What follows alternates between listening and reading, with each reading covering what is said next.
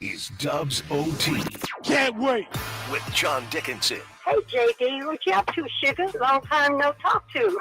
On KNBR 104.5 and 680. Streaming live at knbr.com and on the KNBR app. Two men jumping Curry. Horford's inside. And then Al throwing it away. Bain, but ricochets back to Steph. Curry down the lane. Teardrop up and out. Carter did well to challenge. And you got a one-on-none. Big play there. That's 28 fast break points. That's a lot. A lot of fast break points for the Golden State Warriors. They allowed tonight to the Orlando Magic. As we welcome you in here, it's Dubs OT with JD here on the Sports Leader. And a quick note here to Kyle Haar in our Daly City studios. We have a little bit of a mix-minus issue here to begin the show, as we had some technical things that we were dealing with here to try and get everything off and rolling. But yeah, we're up on the Opal tonight, and there's a mix-minus issue. So you got to take me out of the mix so I don't hear myself every time I talk. Warriors lose, though, 121-113. 808 KNBR, 415-808-5627. The number to jump in and join the conversation here tonight as the Warriors lose for the second time on this road trip to the Orlando Magic, 121-113. And the story of this one is the Warriors will go to Miami and play tomorrow, and we'll see who plays in that game for the Warriors. Warriors give up the 35 bench points. They give up a ton of fast break points, the 28. They get outscored in both of those categories tonight. The Magic lived at the free throw line in quarter number 2, shot 18 free throws in the second quarter. But the story of this one, all told for the Warriors, was Steph Curry had 34, Jimmy Butler had 33, and you look up at the end of the night, and that's 67 points, and the Warriors really struggled for everybody else. They end up with 113 on the night. So you do the math on that. That's 46 more points that everybody else scored in this game combined. And it was a night where the future Hall of Famers of Steph, Draymond, and Jimmy Butler did their thing, but the Warriors don't get nearly enough from anybody off the bench. And it was really the bench group overall getting outscored by Orlando 35-22, but it's also just everybody that played on the bench with the starters tonight basically dragged the starters down.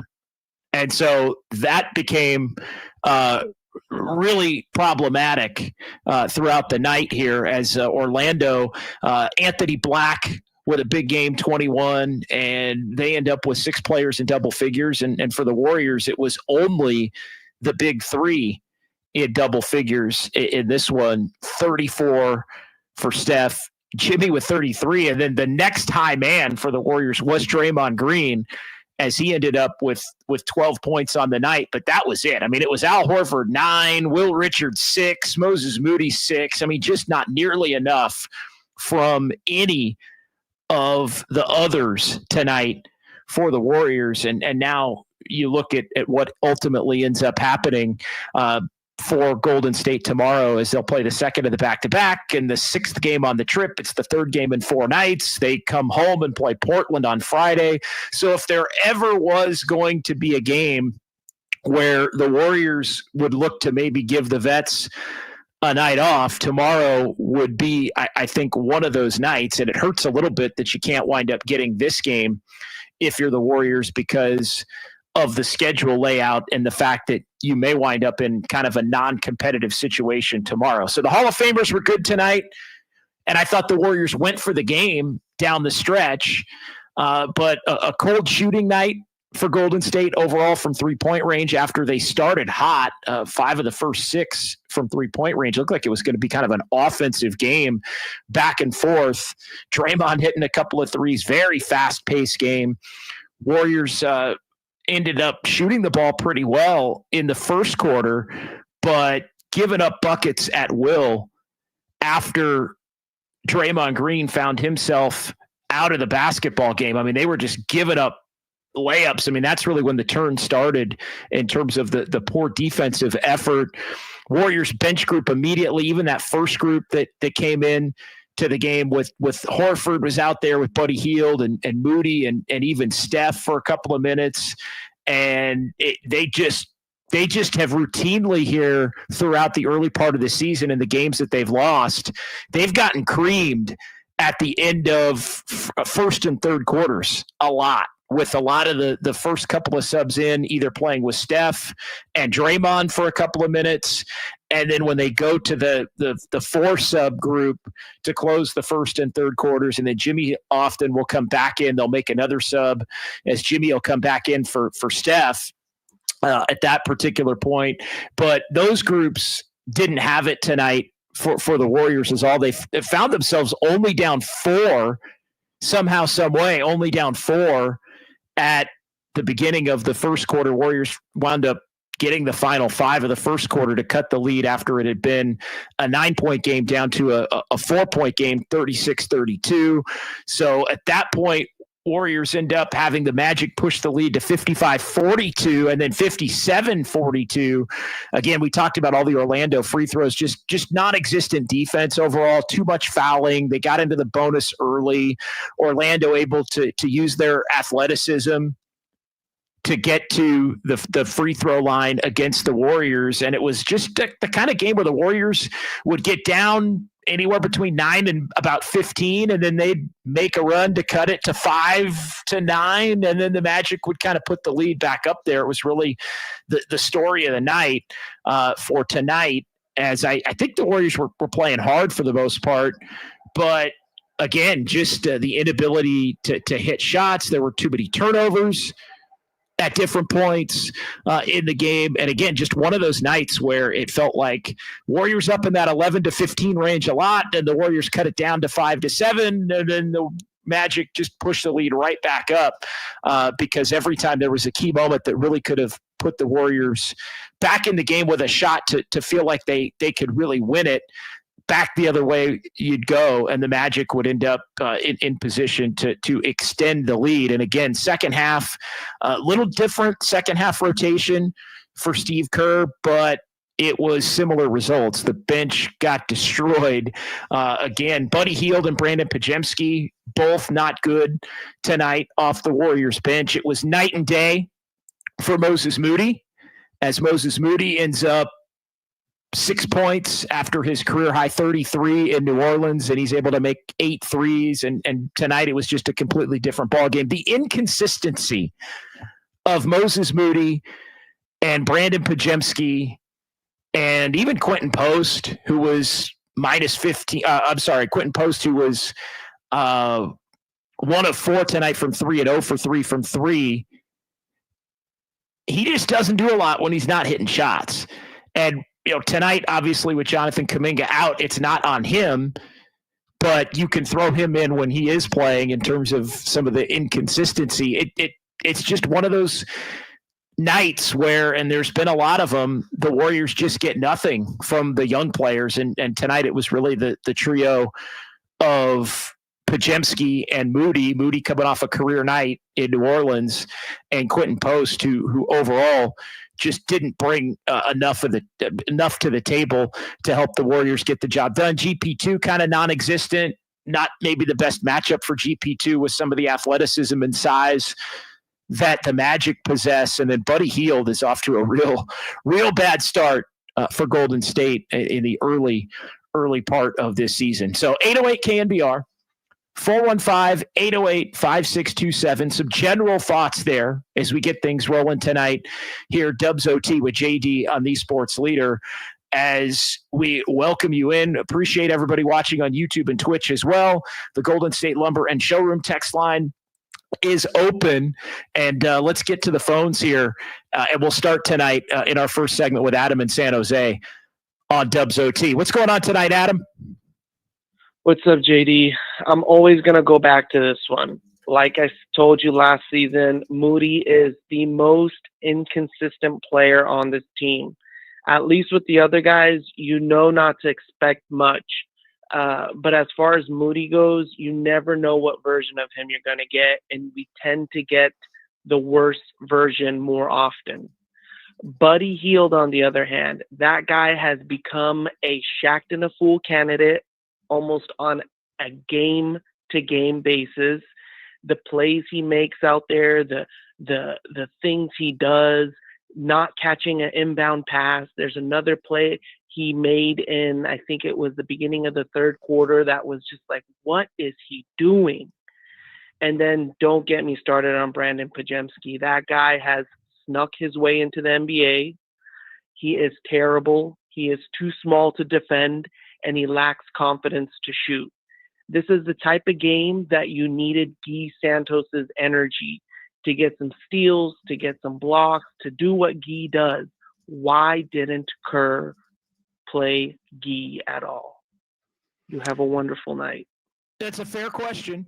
And thank you for the call here. Appreciate you getting us tipped off. 808 KNBR, 415-808-5627, the number to jump in and join the conversation. We're going to go ahead and take an early timeout here in just a moment to try and work through some of the technical issues that we're having here to begin the program, try and get all that cleaned up so we can move forward here on YouTube and Twitch and move forward here on the radio tonight on Dubs OT following the Warriors 121-113 loss to the Orlando Magic. I was a little bit surprised that Kerr didn't go maybe to Guy Santos. But if you go to Guy Santos, it's not one of these things where you go, oh my God, if you're going to do that, if you're Steve Kerr, you're basically just going to it's basically throwing a guy in just to throw a guy in and hoping that you can get something from him as somebody that's been a player that deservedly had been out of the rotation. So I don't think that's necessarily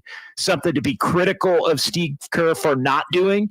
He basically stuck with the guys that he's stuck with here during this little 3-game winning streak with the 2 wins in San Antonio and the victory in New Orleans on Sunday night. So he stuck with those guys. You would see Steve on occasion look to be able to just kind of throw somebody in. Sometimes when things are not going well, you do that for a little bit of an energy shift. But you look at tonight, and Steve stuck with the guys. He stuck with them. So, yeah, I think I wouldn't call it necessarily surprising, but tonight was a night where Steve just didn't think that was the best course of action. But you couldn't have blamed him if he had maybe thrown Guy Santos in for GP2 or Guy Santos in for Buddy Hield. I think Buddy Hield is somebody that I marked down, and we've talked about this as it relates to Pajemski, but I think it may relate to Buddy Hield even more. We'll see what happens when Jonathan Kuminga's back. GP2's basically been playing because Kuminga's been out, and Pajemski is playing because he's somebody that I think pretty consistently is going to be in the Warrior rotation. But I think there are 2 players right now that could see their minutes go down when DeAnthony Melton comes back. And I think Buddy Hield is one, and I think Pajemski obviously is the other, although maybe not as much as people would think as it relates to Brandon Pajemski. But yeah, I think Hield, as the Warriors look to shape their roster here, coming down, the stretch toward the trade deadline, which is still a little under 2 months away. Melton coming back, you say, well, who is he going to take minutes from? I don't think he's going to take minutes from Will Richard on the regular, but I think he is probably going to take minutes from both Buddy Hield and Brandon Pajemski with the start to the season overall that both of those guys have had. So 808 KNBR, 415-808-5627. Go ahead and line them up now. It's Dubs OT with JD. We'll get to more phone calls coming up on the other side. The Golden State Lumber and Showroom text line is open as well.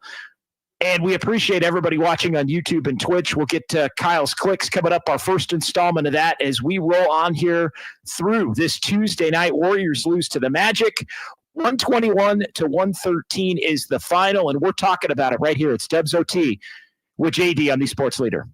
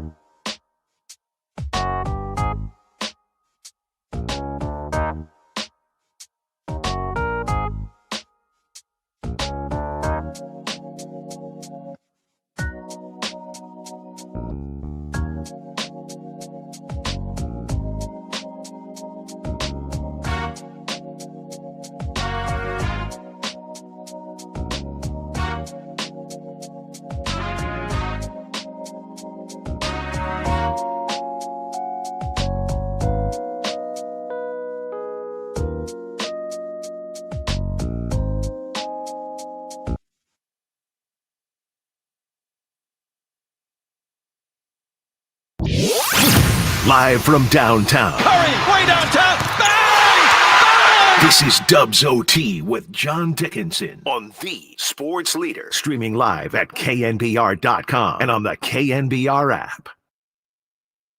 Butler, step around footwork. Couldn't quite rim it home. Took it away. Jimmy puts it in. What a play. He just brought the ball down, and Jimmy just snatched it. Big night for Jimmy Butler, big night for Steph Curry, but not a lot else going for the Golden State Warriors in this one as they lose to the Orlando Magic, 121-113, the final. We welcome you back here. It is Dubs OT with JD on the Sports Leader. 808 KNBR, the number, 415-808-5627, as we are off and rolling here on this Tuesday night. We do have the little technical issue squared away here to begin the show, so everybody should be hearing everything, and everybody should be seeing everything, and we should be ready to roll here on the phone lines for the remainder of the program as the Warriors lose this one. So now 3-2 on the road trip, and they will play in Miami tomorrow, so we'll see what the plan of action is going to be for Golden State as it relates to tomorrow, and who's going to get the night off, who's not going to get the night off, all of that kind of stuff. But yeah, the Warriors get thumped tonight basically because they get nothing from any individual on the bench, and collectively the guys who played off the bench is, I think they dragged the guys who were starters down. But yeah, it's going to be interesting to see how all of that ultimately shakes out for the Warriors. All right, let's get back to the phones here. 808 KNBR, 415-808-5627. And we go to Tristan in Temecula up next here on the Sports Leader. What's going on tonight, Tristan? Oh, I'm doing good, JD. How about yourself? Doing well, my man. Good to hear from you. Tough one for the Dubs, but they've banked a couple, at least a few, really, on this trip. So tonight, maybe that takes a little bit of the sting, although I do think tonight was a winnable game for the Warriors, considering how well Steph and Jimmy played, if they had just gotten anything really from even 2 or 3 of the other 7 or 8 guys that saw significant minutes. Yeah, I would say my only good takeaway from tonight is just the fact that Steph and Jimmy looked good. I mean, I know Steph, coming off that illness, it was looking a little rough, but he seems to be kind of going back to that elite level. But I'm going to be honest, man, like those role players, Moody, Pajemski, all of them, Quentin Post, they all just, I want to say they all need to step up, but I've been saying that for the longest. They're just too inconsistent, man. We don't have starter level caliber players outside Jimmy, Steph, Draymond, and occasional nights, and Al Horford. But I'm sorry, there's no reason why at some of these guys, Moody, Pajemski, none of them should be getting outscored by Draymond Green. Like, Draymond Green should never have to be your third leading scorer when he doesn't even look at the rim half the time. Like, I don't know what it is with Pods or Moody, but you can't run around for 30 minutes and, both of them having a combined 11 points. You just can't do that, not in this NBA. Like, it's ridiculous. A lot of these guys is like, if they're not scoring, then they're not really doing too much of anything else. And it's like, how many nights are we going to get, when Steph and Jimmy both get 30 apiece? Like, we can't rely on that every single night, especially when the, season goes on. Injuries are going to happen. All these back-to-backs they're having to play against these teams who got athletes. Like, you just can't do that. And these are the games where the young players need to step up and show, that they can go against these other young guys. But it's just the same old story. None of our young guys, none of our role players would not even be maybe the 8th or 9th man on a real championship team. We just don't have those elite role players like these other teams have. Even on bad, subpar teams. I mean, Orlando is, you could say middle of the pack. They were 7-7. Like, they weren't really having the best start to the season, and yet they got guys who could be key contributors on this team. Like, Anthony Black can't shoot, and yet he outplayed both Moody and Pods. We need guys like that could at least play a role and be consistent in it. We just don't have that right now. Like I said, you just can't have guys running around all night. No, Tristan, I think you're right. I mean, typically, Steph and Jimmy go off like that and you lose the game in getting so little from everybody else. And it does, in some sense, feel like it's a little bit of a wasted night in that vein. And Orlando, playing at home had guys step up. I mean, Anthony Black might have been the best player on the floor tonight overall for Orlando, certainly an impactful one with 21 points. Desmond Bane ended up being their leading scorer with 23, but Black was a plus 18, which led the game in terms of overall plus minus. And yeah, despite the inability to hit the three ball, he wound up 8 of 10 on twos, and he got to the free throw line 7 times and knocked down 5 of them. I mean, tonight really, Tristan, is the kind of night that tells you that the Warriors still are very much going to need to make a trade. It could, because it really was not about energy tonight. I thought the Warriors played hard. It wasn't about effort. I thought they were out there scrapping. Tonight, it was really just a night about not being good enough. And I think too often the Warriors have nights where you look up and Moses Moody or Brandon Pajemski or Quentin Post, or even Jonathan Kuminga, although he's not a culprit tonight because he didn't play. So tonight you don't include him in it. But when he's healthy and available, there are too many nights, and there's already been some this season, where he is inconsistent compared to other games. And you just can't continue to count on that throughout an 82-game season. And so I think that all leads to the path of, hey, the Warriors are going to have to make a move at the trade deadline when they can. I think certainly Kuminga is going to be potentially part of that in looking to move on. I think Pajemski's somebody that they're going to have to consider looking at and including in a deal. He's on a very cost-effective contract. I think he is still a solid NBA player that has a lot of room to grow. And I think, the other player that could be some salary filler, although he has a somewhat lengthier contract and he has not performed well. And I think the league overall probably isn't really high on this player, but it's Buddy Hield as somebody that, again, not in terms of value based on his play, but value based on the contract that he has, thrown in with players that actually have some upside value and thrown in with some other players that are some other potential, draft capital, depending upon the level of player that you're looking to go at.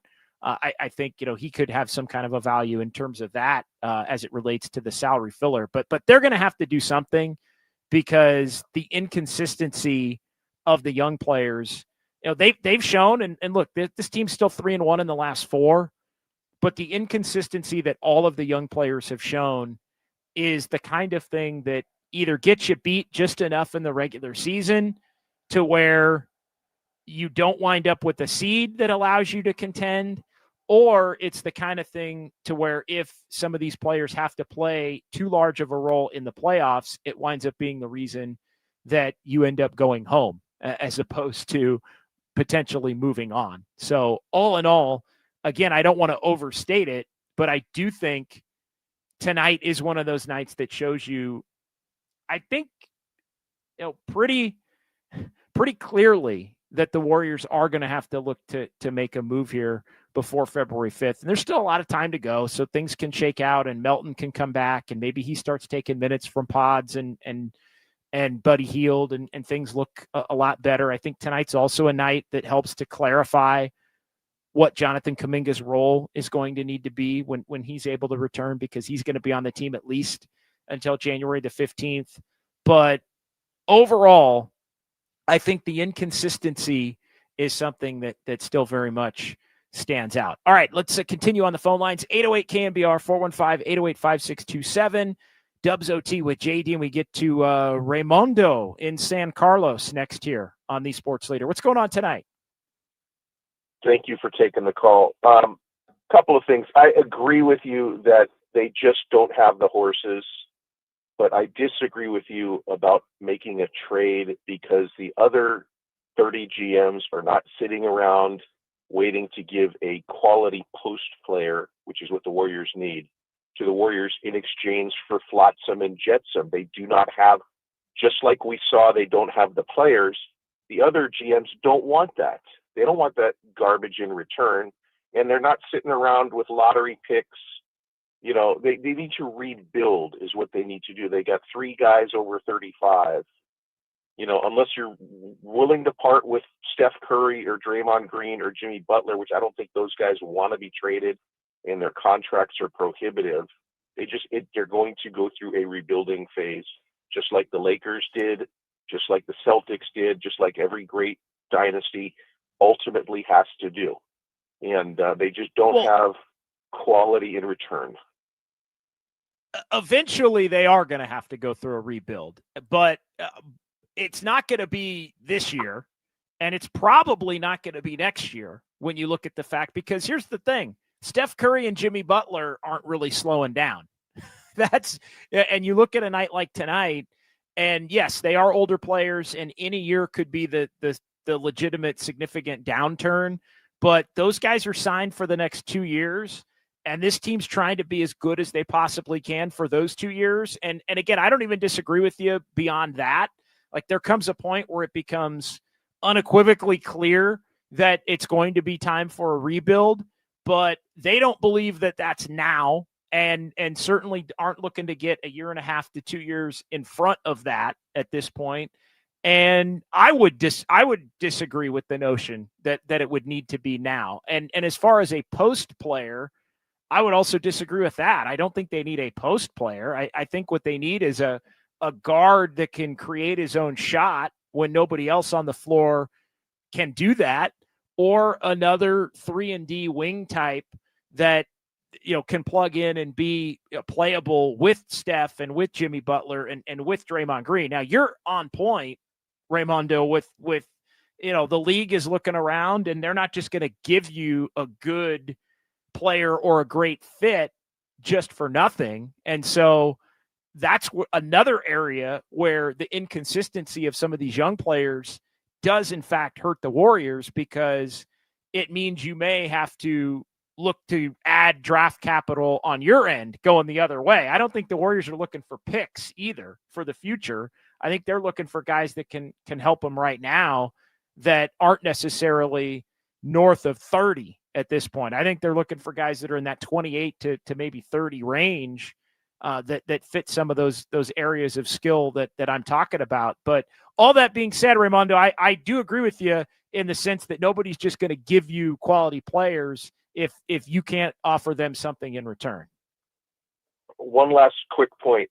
The reason I said a post player is look at the it's a parade to the rim. They have no rim protection, and how many points they give up as a result. They need a post presence defensively. They don't have one. And 65-year-old Al Horford ain't it. And soft Quentin Post ain't it. They don't have it. Thanks for taking my call. I do appreciate it. Yep. Appreciate it. Good phone call. Absolutely. Really good phone call. I would agree with you on Post. I'd agree with you on Horford. I mean, Horford's not somebody that's, you know, sitting back there dominating the paint. I mean, we'll see. We'll see what can happen. You know, can they get Daniel Gafford, you know, at some point? You know, that would be the kind of a big, I mean, he's not really a post player, but he's somebody that I think could be, you know, a potential rim protector type with Dallas. You know, and he's somebody, again, he's not a 7-footer, but he's a heavy duty 6'10", 6'11" that can help patrol the paint a little bit. Could you get somebody like that that's complementary to Horford and complementary to Draymond? I'll tell you another thing I saw tonight. And this is, again, it goes against the convention that the Warriors need more size. You know what I saw tonight? I saw a little too much Draymond Green at the 4 tonight.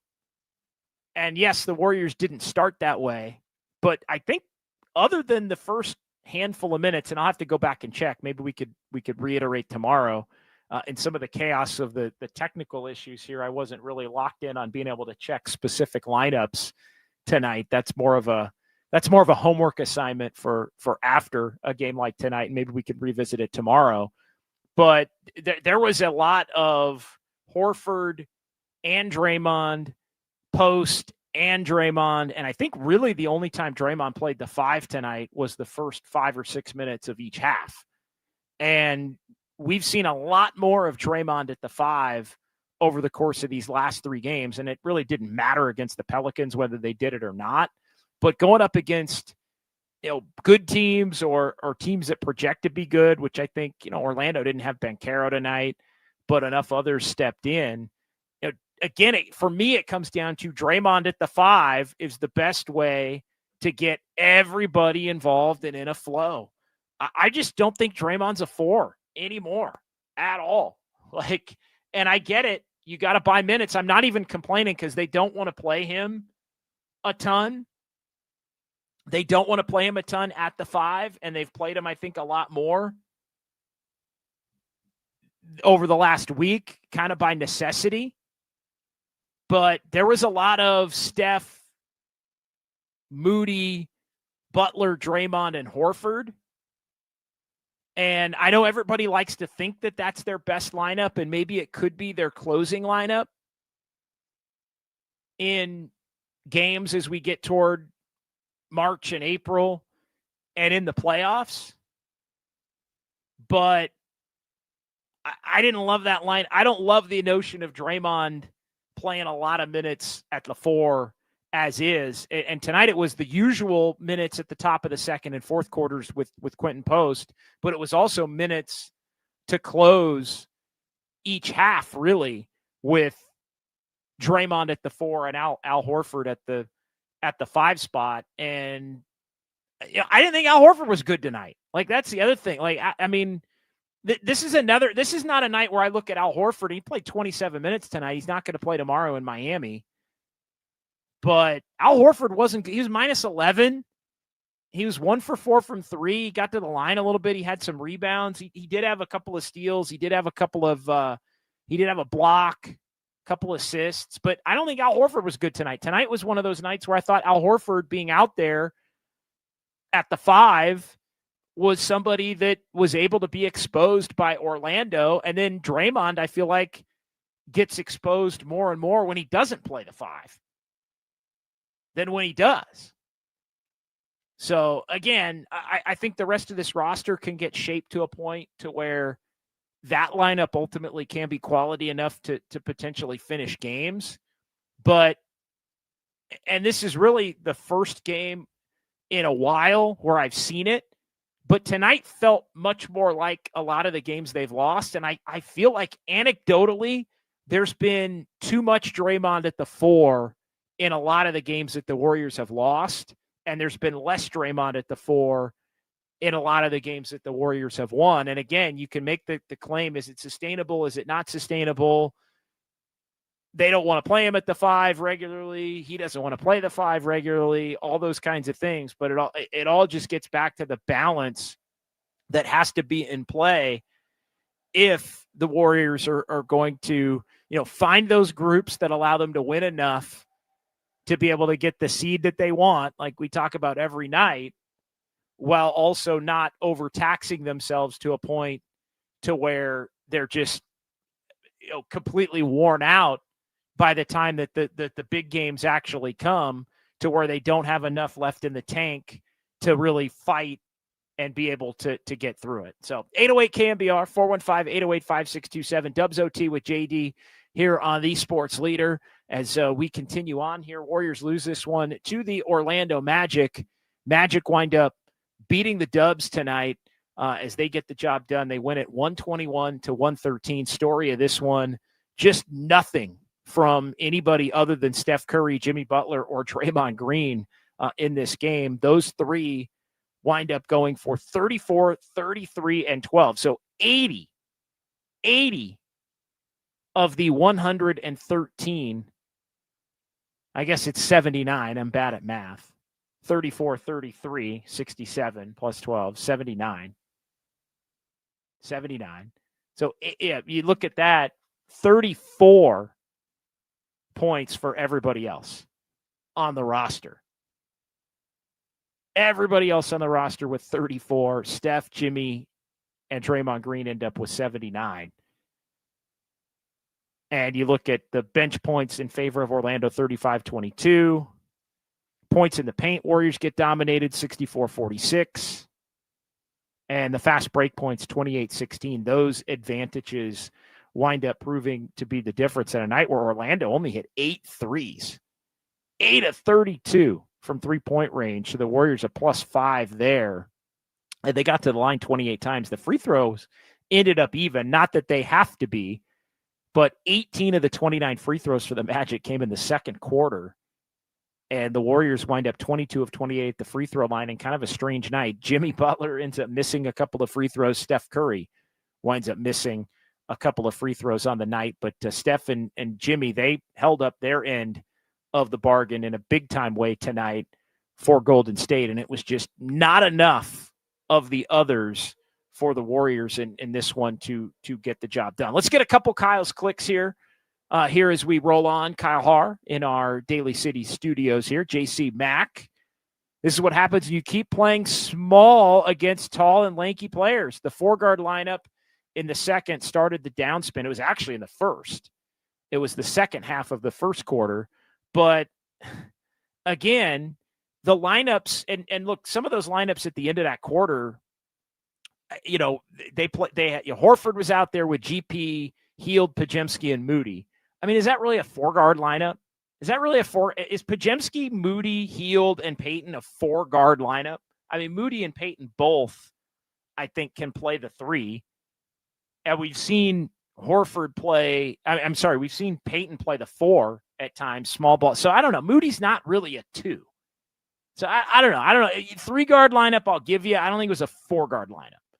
Like I know a lot of people are throwing around 4-guard lineup. I think that's convenient when the Warriors don't play well, and you look at when the Warriors play well with those groups, nobody says, "Oh, it's a 4-guard lineup." So I don't know, but that group was not good, and the Warriors have consistently been getting killed in the back half of first and third quarters. That's been something that's been happening all year long. It's interesting. I don't necessarily disagree on it's why this team, I think, really needs another wing that has the ability to kind of 3-and-D shoot, because that player would be in there instead of Buddy, or that player would be in there instead of GP2. And then nobody would be having the debate as to whether it's a 4-guard lineup or not. But I think the wing guard debate is a much more fair debate to have than the Warriors need to play all this size and, have this 7-footer that's going to play next to Draymond and all of that. Because I think regardless, Draymond needs to be playing more 5 if this team wants to be winning games. And tonight they really didn't do that as much at the expense of playing Al Horford 27 minutes and Quentin Post and the like. And, I think that part of the equation really didn't work. But yeah, if they can get bigger at the guard and bigger at the wing, I do think that offsets some of the lack of maybe not having the size that some people would want to have out there at the 5 and 4 position. So good one there from JC Mack to keep us going. Joke's on you, JD. Steph once told Bob his job was not to mess this up. That draft messed this up. No starter with 3 picks, non-lottery picks, were ever going to do anything. 3 picks. So Wiseman and Kuminga and Moody, the 2 drafts, right? The 20 draft with Wiseman being the number 2 pick, and then Kuminga 21 and in 21, and Moody 14 in that 21 draft. But yeah, those are the 2 lottery picks. And look, Moses Moody's inconsistent, but he's somebody that I still think in many ways is more consistent than both Pajemski and Kuminga. And I know we're not throwing Pajemski into this because he's a non-lottery pick. But yeah, the Wiseman pick, woof. I mean, the Kuminga pick, he's got a lot of talent. I mean, Kuminga's clearly an NBA player, so he's not on the level of Wiseman by any stretch. I mean, he's clearly an NBA player, but he's an NBA player that doesn't fit with the Warriors program. So, how do you factor all that in? I think is but yeah, I mean, it's been 4 and now 5 years, but this is where the Warriors are. So they have to look to make moves now to combat what they have missed on in the past. And again, I don't think it's some calamity. Like, they're solid enough on a lot of nights, but they've got to look to try and improve this roster as much as they can at the trade deadline. I don't think they have enough. That's the reality. And look, they played much better basketball the last 4 than they had been playing in, say, the prior 5 or 6. So I do think you have to keep that in mind. Like, it's not like the last week is a net negative. A couple of great wins at San Antonio. They handled their business in New Orleans, even though that was not the prettiest of games other than Moses Moody going off for 33. So, but they've handled business. And so, yeah, we'll see how everything shakes out moving forward here. But they are going to have to clean up the back end of the rotation. As bad as Moody, Buddy, and Pods have been, don't leave Will, Post, GP2, and Horford out. The entire bench is horrible. Well, yeah, tonight, Sear, and thank you for the message. Tonight, that was the case. And Will Richard was probably the best of all of them, and he played the least. Only 15 minutes, although he continues to be in the starting lineup. He knocked down a 3, missed a free throw, had a couple of assists. Only 15 minutes tonight for Will Richard. I mean, he probably could have played more on a night where Buddy Hield wasn't playing well, on a night where you weren't getting much from Moses Moody. But I do think the answer, aside from DeAnthony Melton, is probably not on the current Warriors roster. All right, let's take a quick timeout. 808 KNBR if you want to jump in on the phone lines. 415-808-5627. Let's come back and we'll get more Kyle's clicks here as we continue on in the YouTube chat. We got some texts to get to, the Golden State Lumber and Showroom text line. But again, more time for some phone calls. We got Sounds of Dubs OT, which is coming up as well. Warriors lose to the Magic, and we are here. We're talking about it. It's Dubs OT with JD. 121-113, the final, right here on the Sports Leader.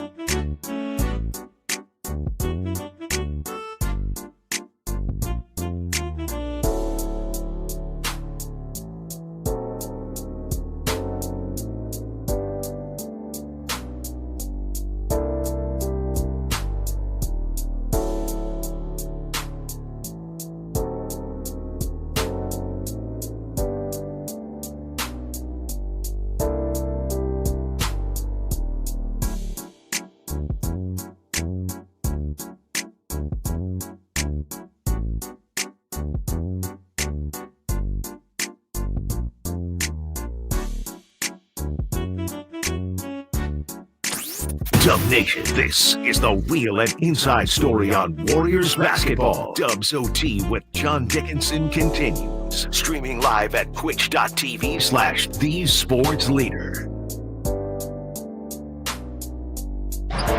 Steph with a step back three. Got it.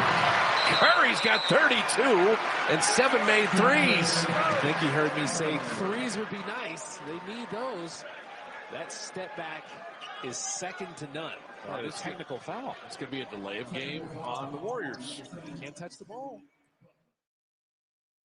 Steph and Jimmy, big night for them. Warriors lose, though, to the Magic in Orlando. Final score in this one, 121-113. Magic get the win as the Warriors fall to 9-7 on the season. Magic now 8-7 on the season. Warriors 3-2 on the 6-game road trip, with game 6 to be played tomorrow. Another back-to-back for the Dubs as they will go Orlando to Miami. And the question of whether Steph and Jimmy Butler will be able to play tomorrow, some notes kind of trickling in on that front. Stephen Curry telling reporters in Orlando that he had tweaked his ankle going back to Friday night in the second win against San Antonio.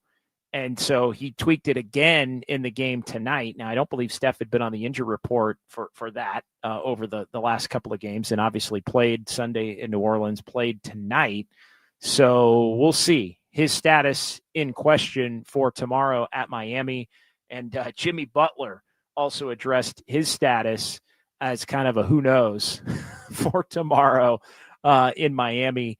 As he will return again. Played his first game back in Miami back in March, and will play there again here in the calendar year of 2025, post-trade from Miami to Golden State. So we'll see. I think tomorrow would be the kind of night on paper, especially having already banked 3 wins on this trip, that I do think it would make some sense for the Warriors to give Steph and Jimmy and Draymond Green a night off. If you had one more win in the bank at this point, I think you'd even be more inclined to do it.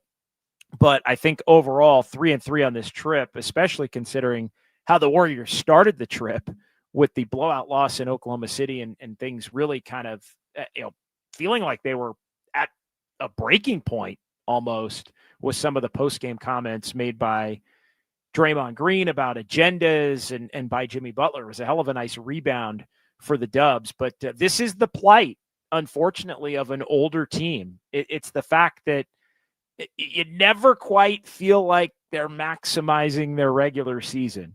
And I think we felt that way at 4-1. I think we felt that they were starting to get back on that track, on that pathway, with the wins in the first 3 games of this trip. And while we get into the reasons why the Warriors couldn't get a 4th win tonight, and it basically was everybody on the roster not named Steph, Jimmy, or Draymond, and you keep Kuminga out of it because he was out due to injury. But everybody else just brought nothing to the table tonight, and it's frustrating.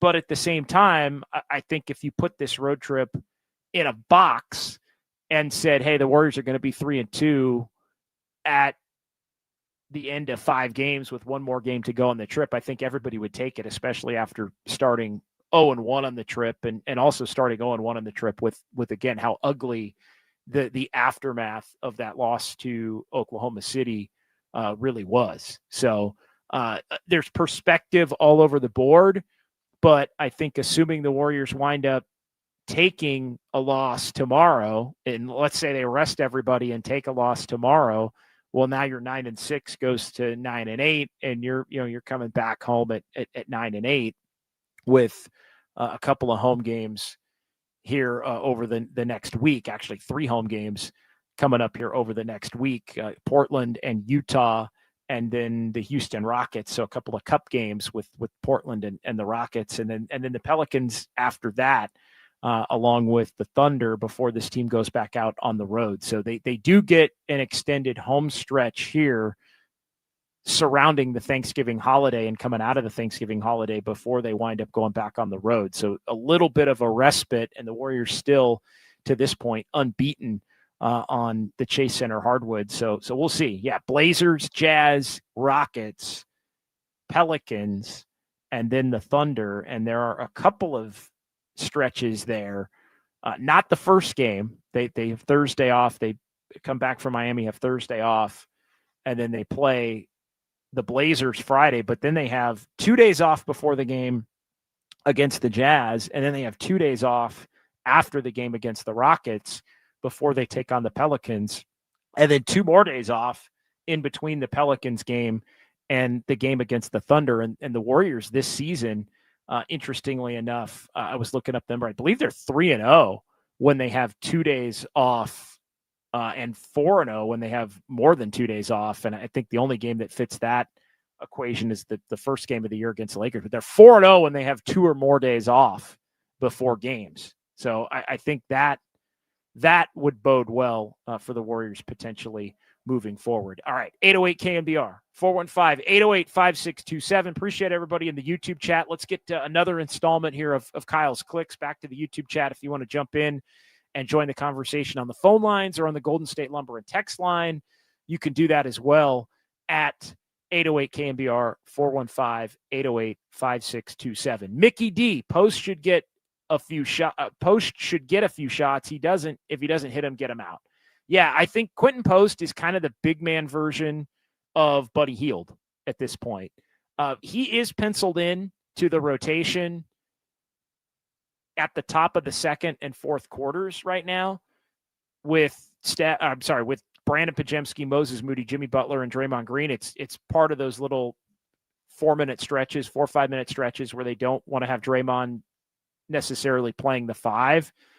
So I think that's kind of the plan. And we've seen Steve in a couple of games, if Post doesn't play well the first shift at the top of the second, then maybe he doesn't play at the top of the fourth quarter, depending upon how the game is going there. But yeah, he has, I think, kind of gotten back to, if he's not hitting, then he isn't doing enough to warrant being on the court.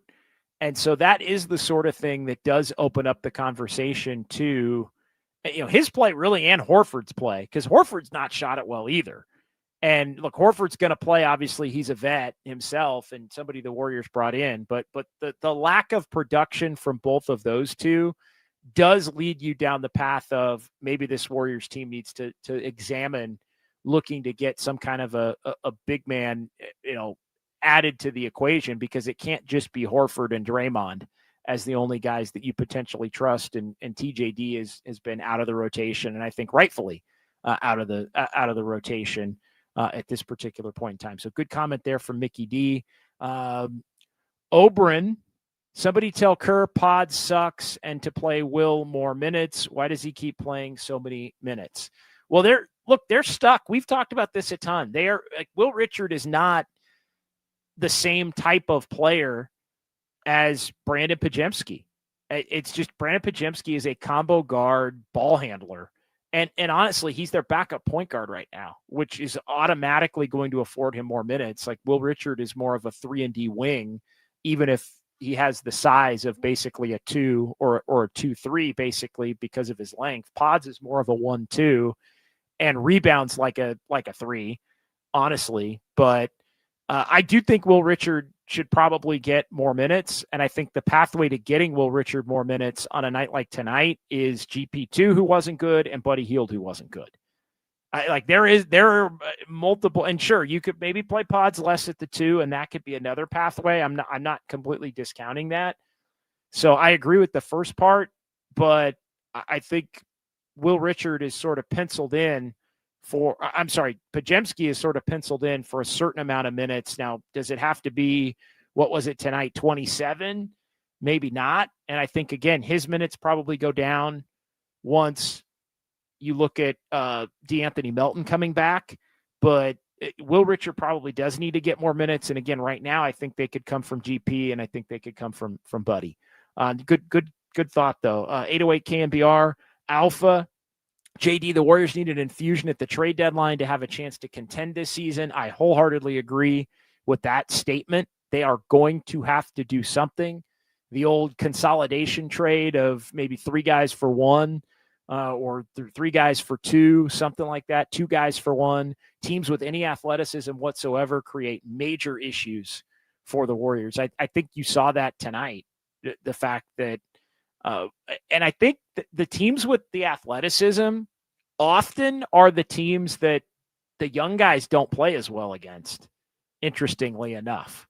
Like the young guys play well. Kuminga played well against Denver. Podziemski played well against the Lakers, right? Like some of these teams that don't have that athleticism, it's a little bit of an easier game for some of these teams. The Clippers, I feel like they're an older team that doesn't have that athleticism. Those guys can play better and be more effective in those particular situations. But Alpha, I agree with you. They're going to need an infusion. This team currently does not have enough. I think some of the rotation tweaks that they made in the last week have helped, but it's still not going to be enough. I also think they need to look to they need another 3-and-D wing, or a guard that can get his own, that can create for himself and create for others. There are too many stretches in games where guys just cannot get their own. They are going through a stretch, and tonight I think it was even with Steph on the court, maybe 2 or 3 minutes with Steph on the court, 2.5 to 3 minutes with Steph off the court at the end of the second quarter, beginning of the third quarter. Every game now, the Warriors have a 4-minute stretch where they can't score. Every game they have a 4-minute, and often it's with Steph not on the court. Tonight, again, Steph was on the court for some of it. And, maybe Melton helps fix some of that, although he's historically not a big-time scorer.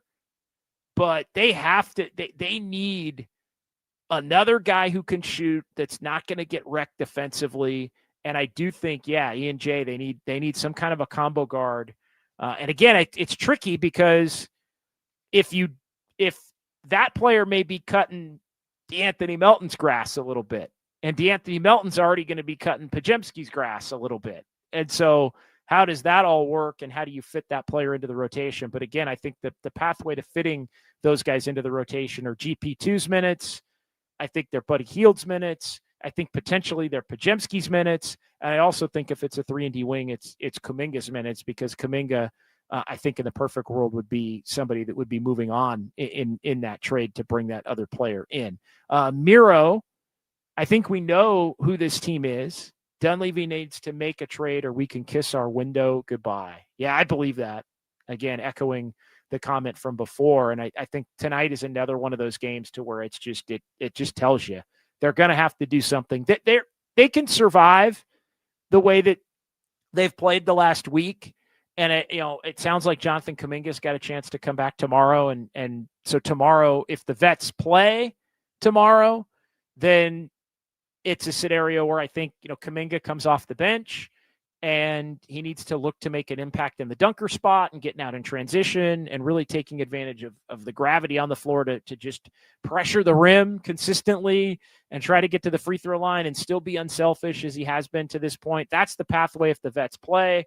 If the vets don't play, that it's all right, go out and just have some fun and play like the Minnesota series last year and let the chips fall where they may, and then reconvene with the role on Friday night. Obviously, he'd get a start if the veteran guys end up not playing. He'd be in line to get a start. Rusty Dale Moody is sometimes our fourth best player, but sometimes he's completely AWOL. That's just Moses Moody. And look, I love Moses Moody as a player, but he's inconsistent. And he's shown that he can play with Steph and Jimmy and Draymond. He's shown that he probably should be a starter with those guys. He fits in. His bad games typically don't kill you, but when he's having a bad game and every other player on the roster, not named Jimmy, Steph, or Draymond, is having a bad game, then you're probably cooked on that particular night. And so I think that was the case in this one for the Warriors. I mean, I just don't expect Moody to be consistent. Like, you'd hope that he is, but I think we've seen enough of his career to this point to where he's still growing into being consistent with given, the depth of opportunities that now he's getting, coming into his fifth year on the team. And so it's tough. I don't think Moody needs to be pulled from the rotation, but the Warriors really need, and it's so funny because this goes back to the beginning of the season and kind of laying out, Melton was Pajemski insurance and Horford was going to be Quentin Post insurance. And both of those guys would probably be closing type players for the Warriors. They need one more wing insurance type, one more veteran wing insurance type to where you don't necessarily have to, Moody can play with that guy, or on a night where Moody isn't playing well, maybe that guy can play in place of somebody like Moses Moody. I think that's the one spot, again, still where I think they're lacking in terms of those insurance policies. Good comment there from Rusty Nail. More here, Kyle's Clicks. We'll go about another 5 minutes. We'll come back. We'll do some sounds of Dubs OT and move forward here into the night as the Warriors lose this one to the Orlando Magic, 121-113. JC Mack, I would love Buddy to stay as a glue and locker room guy, but it will be a waste of his salary. Buddy Hield has the type of contract that should probably be included in a deal. But again, like we talked about with our caller earlier, I mean, Buddy Hield's making 9.2. He's not making a ton of money, but he's making 9.2 this year, 9.6 next year, and he has an option for 10.1 basically for 21-28 or 27-28. So often teams don't like to take players back that have that much time left on their deal unless you're taking back somebody that has that much time left on their deal. But yeah, Buddy Hield's 9.2 is something that, could you cobble that with Jonathan Kuminga's 22.5? So you look at that and you go, all right, 9.2, Kuminga 22.5. Now you're at 31.7. You put those two together, you can get a $31 million player, a $31 million player, a couple of players that add up close to that. But you also probably are going to have to take somebody back if you move Buddy Hield, or you're going to take a lesser player back. Like Buddy Hield is a negative asset because of that third year on his deal at this particular point in time. So does that mean you have to include something else in a deal to be able to look to get the player you want? We shall see.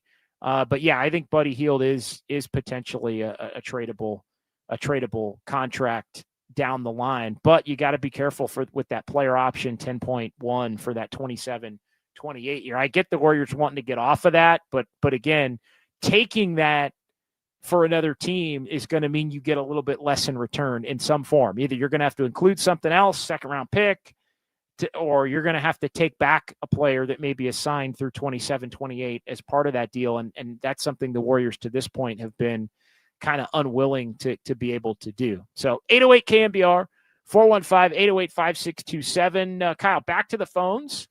We go here. Let's hit Mark in San Francisco next here on the Sports Leader. What's up, Mark? Hey, not much. A name that's been coming up as being on the trading block. A lot of teams are interested in him, like Denver, is Corey Kispert. Yeah, I like that name. I like that name. I think he can help. He's he's somebody that can shoot the ball. He's bigger than Buddy Hield. I don't think that would be a bad move, but again, I don't consider him necessarily a 3-and-D type of a player. But I think he's somebody that could be. I think he's somebody that a lot of teams would have interest in. I think the Warriors probably need somebody that's a little bit more dynamic in terms of either their defense or their ability to get their own shot. But Kispert isn't a terrible name. I will say that. And I look at the Wizards' salary structure right now, and he's somebody that's 13-9 this year, 13-9 next year. He's signed all the way through that 27-28 year at basically right about $13 million. Looks like his deal maybe goes down a little bit in the final years of the deal. He goes from 13-9 down to basically 13 straight up. So yeah, that's somebody, but I don't totally see a fit. Would he be somebody you'd be willing to trade Buddy Hield for? Sure. But at the same time, you're talking about a younger player, a bigger player. And again, there need to be, does he fit in a Kuminga deal? He's part of a Kuminga deal. You'd have to take Kispert and somebody else, potentially coming back with Kuminga making the 22.5. But yeah, he's signed through that 27-28, which I think would make him less likely for the Warriors to be interested in maybe taking back. And I'm trying to find another player looking through here on the Wizards roster that you would want to, that they would be willing to part with, that you would want to take to be able to make that fit. So I don't know that that's a fit, but I don't know that it's a terrible name either. Appreciate it, Mark. Well, John, I was going to say that one thing about his defense, the Warriors play a lot of zone. Plus, he goes without the ball, and he's a heck of a good shooter. He would take a lot of heat off Curry. I think his shooting percentage from three-point would go way up with the Warriors. Oh, I agree with that. I agree with that. I like Kispert. I would much rather have a bigger player as a like I would much rather have a Corey Kispert than a Buddy Hield, just based on the fact that Kispert's bigger, 6'6", 224. When you look at it, his 3-point shot for this year, he's at 38.3 for this year. You look at his career, he's basically right on his career mark. He's been a little under, he's a little over his career mark. His career mark's 38.2, so he can really shoot it. So yeah, thanks for the call, Mark. I don't like Kispert. But and you're right, the Warriors do play some zone, but I think he is kind of a one-trick pony, unfortunately, for the Warriors. I think you need to have a little. If you're a guy who can hit the three ball like Kispert, you need to be able to defend, I think, at a better level than Kispert does. And if you're going to be more of that combo guard offense, the guard type shooting only, you have to be able to play make for others in addition to be able to getting your own shot. And he just doesn't. He doesn't quite check the boxes, unfortunately, for me. All right, let's take a quick timeout. 808 KNBR, 415-808-5627. I want to get Harry on 101 coming up here after the break. We'll also do some sounds of Dubs OT, and we'll close it up with some fun with numbers. Another round in the YouTube chat. Appreciate everybody jumping in and joining the conversation here on YouTube and Twitch. Warriors lose this one to the Orlando Magic, 121-113. We're talking about it. It's Dubs OT with JD here on the Sports Leader.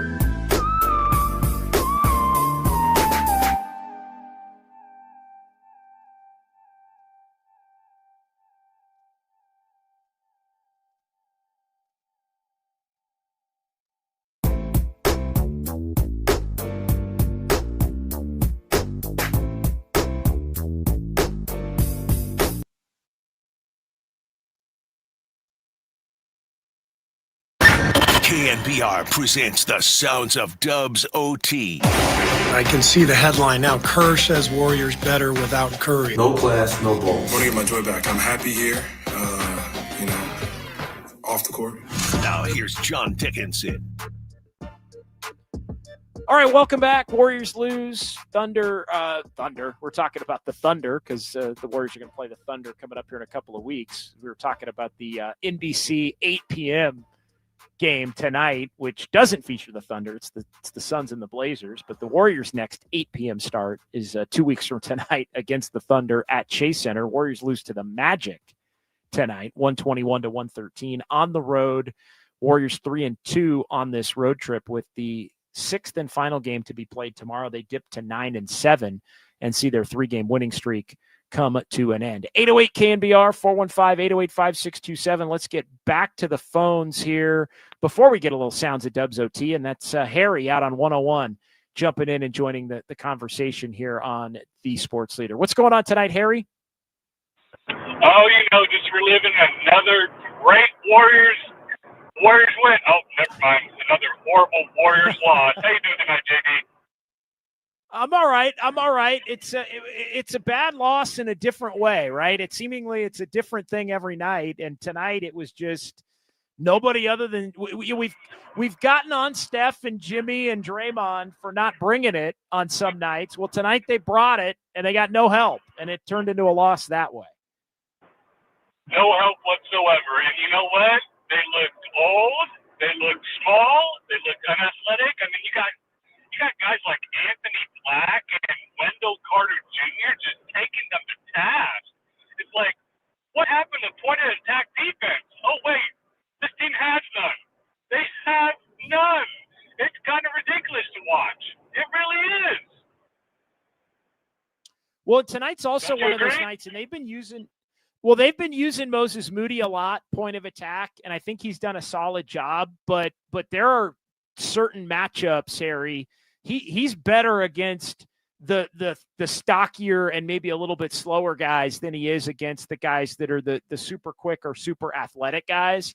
And yeah, I think the Warriors just up and down.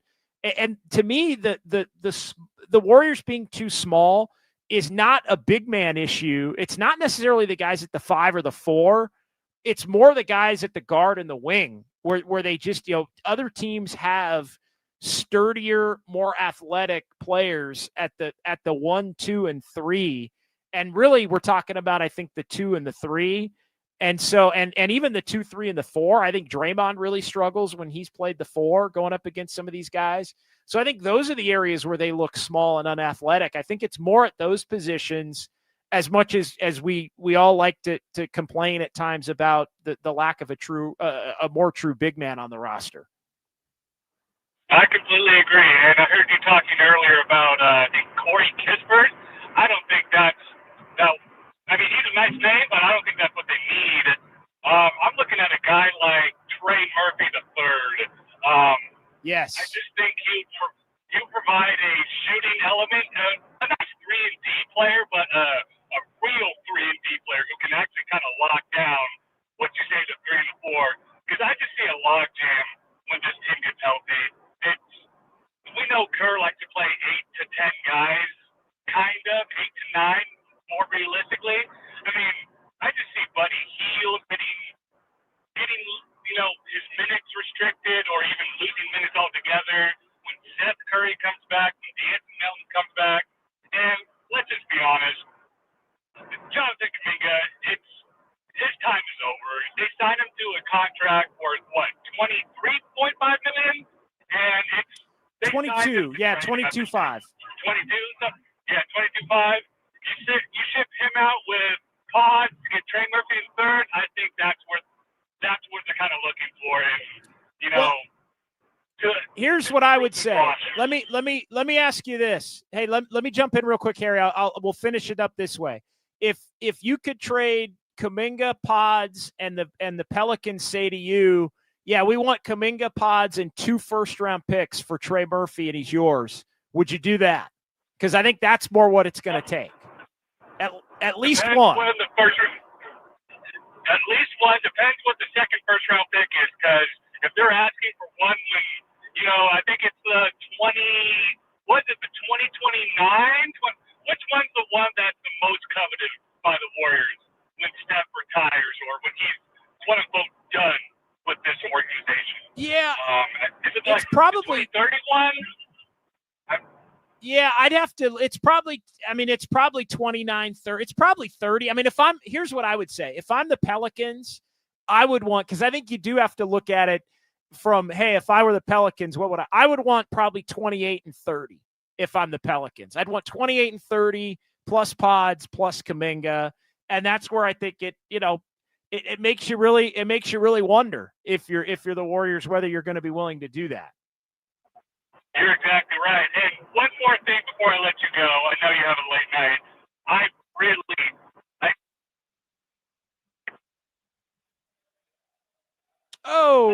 We lost you. We're losing you. You got me, Jay? All right, go ahead. Go ahead, Harry. Finish it. Finish strong, my man. Finish strong. Don't get blocked at the rim. Jalen Suggs, I think if you had an opportunity to get them, I think he would be good as well. Have a great night. Enjoy the game tomorrow. All right, appreciate it. Good stuff there from Harry. Yeah, I don't think Jalen Suggs is going anywhere. Kyle Harsh, Jalen Suggs going anywhere? I think Jalen Suggs isn't going anywhere at this point. Ian J, I'm looking at the YouTube chat. Murphy isn't much better than Kuminga. Murphy is infinitely better than Kuminga in terms of his fit. Like that, overall talent, maybe not, but fit for this team, he shoots threes and he defends. And don't take anything you saw in terms of the way Trey Murphy played against the Warriors on Sunday. He's basically their first option right now. The guy isn't a number 2 or he's a number 3 option at best on a team. Like you can say Trey Murphy is better than Cam Johnson. Trey Murphy is better than Cam Johnson. Cam Johnson's not the defender Trey Murphy is. And look, Cam Johnson's off to a bad start with Denver. Make no mistake, and I'm a Cam Johnson guy, but he's not hitting shots. He's not been good for Denver to this point. But Trey Murphy, would you rather have Kuminga at 22.5 or Trey Murphy at 25? Give me Trey Murphy at 25. And I would throw Pods in a deal and 2 first-round picks to make it happen. And I think the Warriors go to championship contender immediately. Immediately. Just like that. The Warriors are a championship contender. Trey Murphy is way better than both those guys. Robert Brown, yes. Mickey D, those may be lottery picks. I know. That's why it hurts. Here's the other thing I know, Ian J. Kuminga ain't helping them win a title. Kuminga ain't helping them win a title in 25. He ain't helping them win in 27. He ain't helping them win in 28. He ain't helping them win in 30. He sure as hell ain't helping them win when Steph's gone. So that I know. He's probably going to be on another team in 2 years anyway. Like, let's just be real about it. Take Trey Murphy in a heartbeat. I think the Warriors' hope would be, hey, we're giving you Kuminga, that's a first. Hey, we're giving you Pods, that's a first. We're only going to give you 1 first. And I think they would probably hope at this point that it's 28 and not 30. We the champs, babe. JD, many Dubs fans were talking Trey Murphy the third 2 seasons ago, and we got shut down. Well, 2 years ago, the Pelicans were winning 50 games. Like that, he wasn't available 2 years ago. They could have drafted him. I mean, you really want to go back? They could have drafted Trey Murphy the third. I mean, for crying out loud. I mean, go back and, it was right there for the Warriors. 2021 draft. Moses Moody, 14 to the Warriors. It's all going to come full circle here, Kyle. It's all going to come full circle right now. Moses Moody, 14. Kyle, you know who went 15 in that draft? Trey Murphy?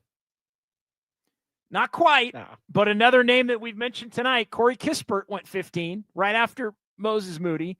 You know who went 16 in that draft? Trey Murphy. Not quite, but another good player. Cam Alperen Johnson. Sengun. Oh, Alperen.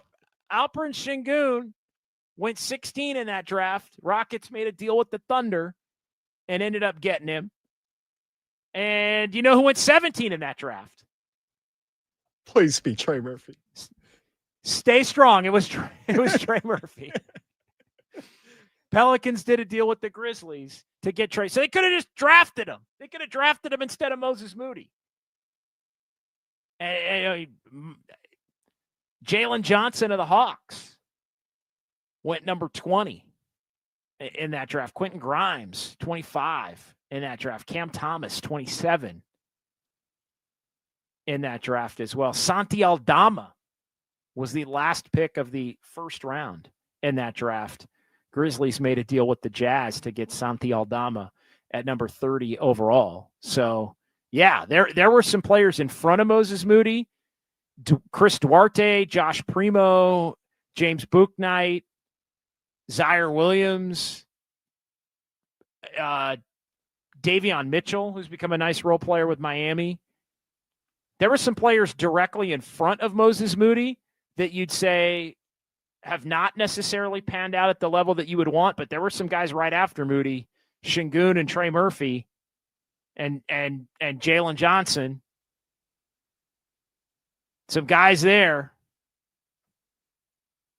So yeah, there were some guys after Moody that the Warriors could have picked up that I think could be more, potentially more impactful. But let's not get it twisted. Digum 117, boy, they swung and missed in that draft, huh? Well, let's not get into. Do you remember? And look, the Warriors. My understanding is the Warriors would have taken Josh Giddey had the Thunder not taken Josh Giddey at number 6. So okay. I didn't really want to do this, but so Cade Cunningham goes number 1. Obviously, he's a franchise player. The Pistons are playing great. Jalen Green was number 2. Evan Mobley number 3. Scotty Barnes number 4. Jalen Suggs number 5. The Magic, and then the Thunder took Josh Giddey at 6. Do you remember who was picked? Jonathan Kuminga number 7. Kyle, do you remember who was picked number 8? Franz Wagner. Kuminga went number. Franz Wagner, very good, Kyle. That's right. Picked right after, so they could have, but there were people in the Warriors organization that would have preferred the Warriors take Franz Wagner over Jonathan Kuminga.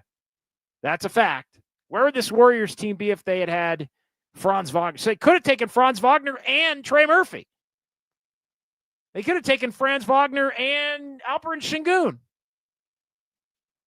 They'd have a wing and a big.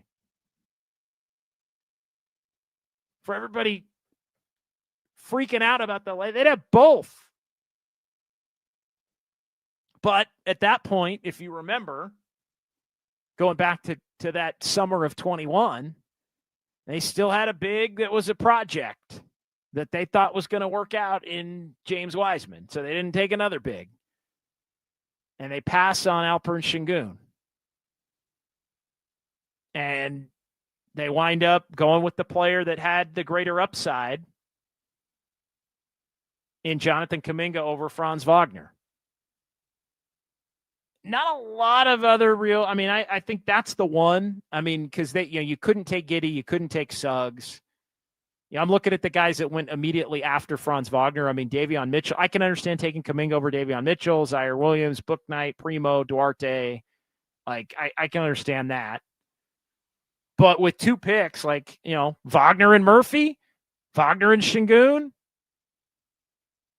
Şengün and Wagner and Jalen Johnson, if you believe in the player.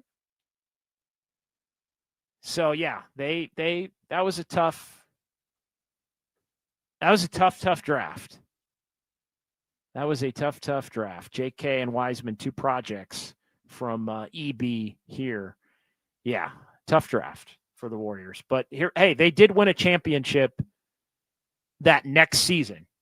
That was, I think, July of 21, because the draft was later because of COVID. And they came back in October, and 4 months later, they started a championship run, or 3 months later, they started a championship run with Kuminga and Moody barely playing. So, I mean, they do get some credit for that, but you look back now. How did we even get on this rant? Oh, somebody said Trey Murphy is another Cam Johnson. That's right. Somebody said Trey Murphy isn't much better than Kuminga. Well, he is better than Kuminga. And here's the thing. When the guy's not on your roster, you have to pay more to get him on your roster. That's how trades work. If you're trading for a guy who's better, you have to trade your player and another player. And probably a pick or two. I mean, the Magic traded 4 first-round picks for Desmond Bane. I know. And that's seemingly, and that's why, and again, that's why I think you probably have to trade at least 2 first-round picks for Trey Murphy. And again, the Warriors would tell you, and they may be wrong in this case, but the Warriors would say, wait a minute, Kuminga's a first, Podziemski's a first. Podziemski's still cheap in terms of his contract, although he's going to be extension, and then 2 picks. So I think it's not 4 firsts, but it's kind of 4 firsts when you look at it that way. And so I do think that's probably the asking price is probably Kuminga, Podziemski, and 2 firsts. And one of them, without a doubt, post Steph, because they want to gamble. And look, the Pelicans are not the smartest organization, so maybe you can get them for less. But Trey Murphy is exactly what the Warriors need. Trey Murphy is exactly what the Warriors need. A dead-eye three-point shooter who can defend and play the 3 and the 4. He's actually everything Jonathan Kuminga isn't. They're actually opposites. Like, he does everything Kuminga doesn't do. So, yeah, you tell me you could play Steph, Moody, Jimmy, Trey Murphy, and Draymond, or Steph, Melton, Jimmy, Draymond, Trey Murphy, and Draymond. Like, all of a sudden you have 4 closers every night. Now you got 4 guys that you know are going to be in the lineup every single night at the end of the game. So yeah, he's better than Cam Johnson. He's better than Cam Johnson. All right, let's get more Kyle's clicks. We're gonna push this thing. No, let's do sounds. No, I take that back. We were gonna do sounds of Dubs OT. We already played the thing, so let's do sounds of Dubs OT. Let's do sounds of Dubs OT. We're going to take another timeout, then we'll come back. We'll do more Kyle's clicks. We'll wrap it up that way. But we are going to go a little bit beyond 8:30. All right, so let's hear from Steve Kerr. All right, here's Steve Kerr on the state of the team right now, off of the second loss of the road trip and seeing the Warriors' 3-game losing streak end. We have a good team. We got a lot of depth. We got a great approach. Our players are connected. Chemistry's good. And I thought we got a lot better, to this point on this trip. 5 games with 1 to go, and no practices. But I thought we saw our team come together over this last week, and I'm excited about that. All right. I think that's an interesting point. There was some fracturing potentially of the team. I think some initial stages of some fracturing a week ago tonight.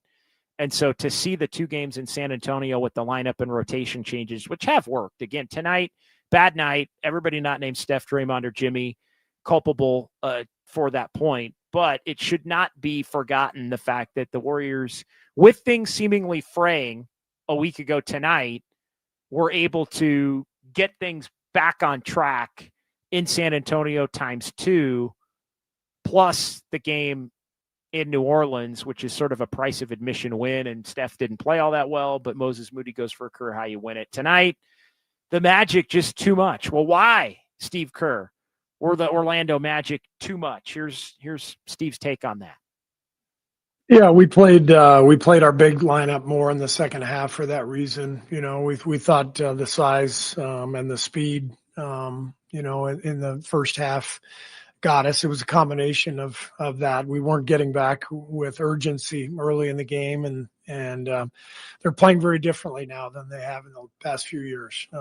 So we felt like we had to, try to get some size out there in the second half. That's why we went to Quentin and Al earlier. Too much big lineup. I'm going to say it again. Too much big lineup. And where you need the size is not at the 4 and the 5 spots. You need the size at the 1, 2, 3 spots. And so I think the other part of it is the size and speed. And yeah, the Magic are playing. They're playing exponentially faster than they were playing last year, to be sure. But I'm sorry, it was too much big lineup tonight. And unfortunately, the Warriors can only go big at the 4 and the 5, with Draymond playing the 4 and more QP playing with Draymond, more of Al Horford playing with Draymond. They can only do that because they don't really have the ability to get bigger at the 1, 2, 3 spots. And obviously Steph's playing most of the minutes at the 1. So we're really talking about the 2 and the 3. The Warriors, that's where the Warriors are still too small. They're too small at the 2 because right now it's Podziemski or it's Buddy Hield or it's Will Richard. And at times they're too small at the 3, where if it's not Jimmy and right now it's Moses Moody, or it's Buddy, and that's where you start to get into the 3 guard. And I know some people say 4 guard lineups. GP2 starts playing the 3. It's Moody and GP2, or even GP2 at the 4. Like, that's where you're too small as a group. So let's not get it twisted. Are the Warriors too small at times? Yes, but they're too small at the 2 and the 3 spots, I think, more than anything. And their lineups where they play Draymond at 4 and a big at the 5, like those lineups have not played well this year. Like, I'm going to get the numbers tonight and we'll break down some of it tomorrow, because I got a sneaking suspicion that Steph and Jimmy and Draymond are all probably not going to play in the game tomorrow. So it'll be a night where we can kind of get into some other topics a little bit. But yeah, they need to add some size at the guard and the wing if they want to really change the trajectory of this thing coming up at the deadline. All right, let's get to Steve Kerr here talking about the turnovers tonight and how much the turnovers were a factor for the Warriors in losing this game. Just, it felt like everyone came at a bad time. I always tell the guys, we're going to turn it over 12 times no matter what. Every team in the league turns it over. The very best team in the league probably averages 12 turnovers. And so we had 18. So it wouldn't be that hard to pick out 6 that were just too aggressive, careless. And tonight they felt really timely. It just felt like every time we got one, it was, right. We were right on the cusp of gaining some momentum. And so that hurt us tonight for sure. Absolutely did. So that head coach Steve Kerr. Let's hear a couple of more here. We'll hear a Will Richard, and then we'll hear Jimmy Butler, our buddy Otis Bird III. What? No Steph, no Draymond, no Jimmy tomorrow. Not official as of yet. We'll get what Jimmy Butler had to say about that coming up here in just a moment. But let's hear one Will Richard comment as he headed to the podium tonight after the Warriors get beat by Orlando. Talking about just his role on this team right now on a night where really none of the role players beyond the 3 stars had much of an impact. Yeah, I mean, it's all about making sure I come in there and impact the vets and make everything clean when I'm in the game. I've done a good job of asking questions and making sure I'm on the same page with them since training camp. So when I got my opportunity, I was ready to come in and not slack off or anything like that. So I'll probably say just asking them questions, seeing what they like on the court, what kind of rotations they like defensively, and what they're used to doing, because at the end of the day, I mean, everything flows through them. So I got to come in and make that transition smooth.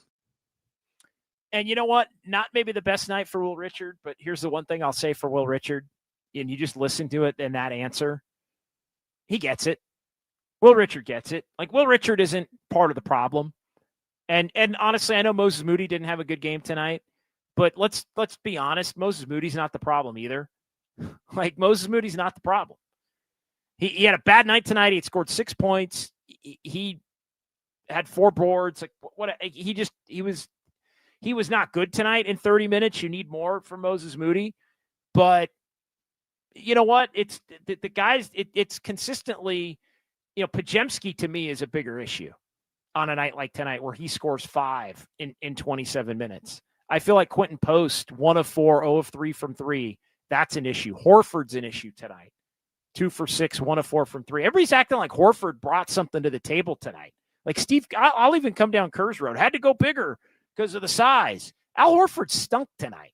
Like, and you know what? Al Horford stunk in about 75% of the games that he's played in. Like, let's just be real about it. Like Al Horford, and to the point where it's like, yeah, Al Horford probably shouldn't be closing games for the Warriors most nights if he's going to play the way that he did tonight. But when you're backed up against, so they 39 minutes from Horford and Quentin Post, and it's 11 points. It's a net minus 11, and it's a 3 for 10 shooting and a 1 for 7 from three. Like that's got to be better. Like that's not impactful. But if we're, GP2 tonight, minus 15, presence not felt from GP2 in this one. All right, one more cut. Talking about tomorrow, and Steph, we mentioned telling reporters in Orlando that he tweaked his ankle Friday in San Antonio and then retweaked it tonight. So we'll see what happens for him tomorrow in Miami. Here's what Jimmy Butler had to say, this courtesy of Anthony Slater of ESPN. Jimmy on tomorrow going back and playing Miami. And I didn't play tomorrow. Who knows? That's how I feel whenever we wake up. That's how it goes. You kind of knew with Suggs a little bit in that fourth. Was that just physical basketball? Man, y'all done. Yeah. There you go. So no answer from Jimmy on Suggs. Yeah, him and Suggs were going at it for sure. And playing tomorrow, we'll see. Yeah, he's not playing tomorrow, Robert Brown. Yeah, we'll see how everybody feels that. Will Jimmy do a Big Face Coffee visit tomorrow and then not play? That would be the most Jimmy goes back to Miami thing ever. Jimmy shows up at Big Face Coffee for a little event and then doesn't play. But again, it makes sense. I'm not even crushing it tomorrow. Tomorrow is a game where, if you didn't have it, if you weren't 3-2 on the trip, and I get it. Look, the Warriors are still in makeup mode. The Warriors are still trying to make up. Robert Brown, you're killing me. He's got Rachel Nichols on line one. The Jeff Teague story is undefeated. The Jeff Teague story is undefeated. We might need to find that audio for tomorrow. Yeah, that's undefeated. Oh my goodness. He's got Rachel Nichols on line one. Oh man. Yeah, I just killed him at practice. They're all good players. Oh man. That's a Minnesota Jimmy story, by the way. But yeah, that one cracks me up every time, Robert. That one cracks me up every time. But yeah, I don't think it makes sense for him to not play tomorrow. And again, you know how I am. If this team had won one game on the trip, I would say suck it up and go play. I said that a week ago tonight when things were really bad and they got beat in OKC, blown out. It was ugly. You got Draymond and Jimmy after the game talking about agendas. And I said a week ago tonight, you know what? Those guys need to play. Tomorrow, I actually don't think they do need to play with the schedule that's coming up. Because you don't have, you fly home and then you've got a day and then you play Portland. Then you get the weekend, you get Saturday, Sunday, no game. You play Monday, play Wednesday. You get back into a normal rotation. Then you get Thanksgiving off. You get the Friday after Thanksgiving off, I think for the second straight year. I always remember the Warriors. I felt like every year the Warriors Thanksgiving week would play Monday, Wednesday, Friday. Every year. Monday, Wednesday, Friday, Sunday. Monday, Wednesday, Friday, Saturday even. But they get a little bit more spread out Thanksgiving. I mean, how could they not, right? They've been playing all these other back-to-backs everywhere on the schedule. So, yeah, they come back Friday, then nothing till Monday, and then Wednesday, which is true to form. I think everybody in the league plays the night before Thanksgiving traditionally, and then nothing Thanksgiving, nothing Friday after. So 2 days off before the Pelicans, 2 days off before they play OKC, and then they go back east for a couple of games before the in-season tournament portion of the schedule will be determined. And the Warriors still have a shot. Those two cup games against Portland and Houston coming up here Friday and the night before Thanksgiving that will ultimately determine the Warriors' fate as it relates to that. All right, 808 KMBR. Let's take a timeout. We'll come back and we'll do some Fun with numbers. We'll do more Kyle's clicks. It's been a great night in the YouTube chat as well. So we'll wrap it up with more from some of the regulars. Warriors lose tonight to the Orlando Magic, 121-113, the final, and we're talking about it here. Dubs OT with JD on the Sports Leader.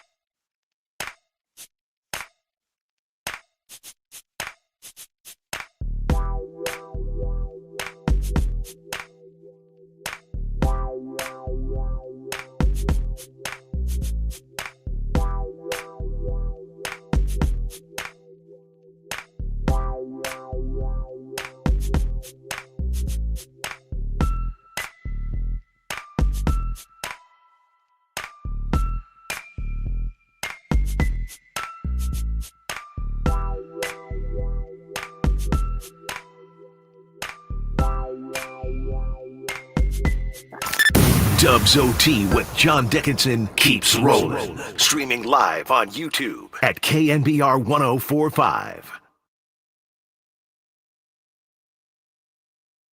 Tyus Jones, the guy doesn't make a field goal in 7 straight games and hits 2 threes tonight. And sometimes that's what you need.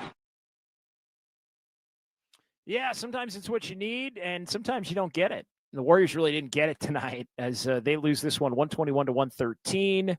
We're back here. It is Dubs OT with JD here in the Sports Leader. 808 KNBR. We got about another 14, 15 minutes to go here as we get you up until pretty close to 9 o'clock. We're back tomorrow right around 7 as the Warriors will take on the Miami Heat. That's a 4:30 tip. And then we'll have Dubs OT for you right at the conclusion of the game, which should coincide with the conclusion of Niners Nightly with Larry Krueger here on the Sports Leader. And so we'll be doing the same thing. We'll be taking some calls. We'll be answering your text messages and getting into the YouTube chat. I do want to go around the league a little bit here to close out the show and kind of look at some of the scores. We can look at the standings and look at what's ahead tomorrow night for Golden State as well. A couple of games going on right now. 2 games, one approaching the half down in Southern California in LA, the Jazz and the Lakers. And LeBron James is back and in the lineup for the first time this season. LeBron playing 67-63, though. Utah has the lead right now late in the first half over the Lakers. LeBron with 7 points in his season debut. Luka's got 20. Austin Reeves with 13 in that one. And so Utah with a 67, now 66 lead on the Lakers as they approach halftime down in LA. Right now in Portland, Suns and Blazers going at it. That is the NBC 8 p.m. Pacific game of the week on this Tuesday night. So they've been making the rounds. The Warriors have had one of these games. The Kings had one last week. Now they're in Portland for a game that sees the Suns lead 35-32. They're closing in on the end of the first quarter with that game up in Portland with those two teams going at it. A couple of teams that have been, I think, surprises a little bit. Portland's cooled off after a really hot start. Suns, I think, are definitely a surprise at 8-6. I think they were a team that was expected to be a lot worse, and they have not been. They've actually been pretty solid here to begin the season with, I think, for the most part, a pretty favorable schedule. But I think people thought the Suns, myself included, had the potential to be for sure a bottom 5 team in the Western Conference. And there's been a couple other teams that I think people were higher on, myself included, the Clippers and the Mavs, who have gotten off to just dreadful starts. The only 2 teams right now that I would have pegged for sure to be in the bottom 5 of the Western Conference that are the Pelicans and the Kings. Those were teams that I think were pretty sure bets at this point, or at least when the season started. San Antonio got a win. Tough news on Victor Wembanyama, who's going to miss some time, but they get a home win to get themselves back on track after they beat Memphis tonight, 111-101. De'Aaron Fox with 26. He's looked pretty good in a couple of games since the game where he did not look good against the Warriors on Friday in the second game of that baseball series. So San Antonio gets a victory to improve to 10-4. So that's 2 straight for the Spurs since losing the 2 games to the Warriors. Other games of note here: Atlanta got beat tonight at home by Detroit. Pistons remain hot to begin the season. Detroit now 13-2 to begin the year. My goodness, 7-1 home, 5-1 away, and they have won 11 consecutive games now after a 2-2 start to improve to 13-2. So the Pistons are playing great basketball. Boston wins at Brooklyn, 113-99, as the Celtics improve to 8-7. They've won 3 in a row. Currently in the bottom of the play-in tournament bracket as we look at things here on November the 18th. And, of course, the Warriors get beat tonight, 121-113 by the Orlando Magic. So the Warriors drop to 9-7. Still a little too early to get too deep into the standings, but the Warriors currently 8th in the Western Conference at 9-7.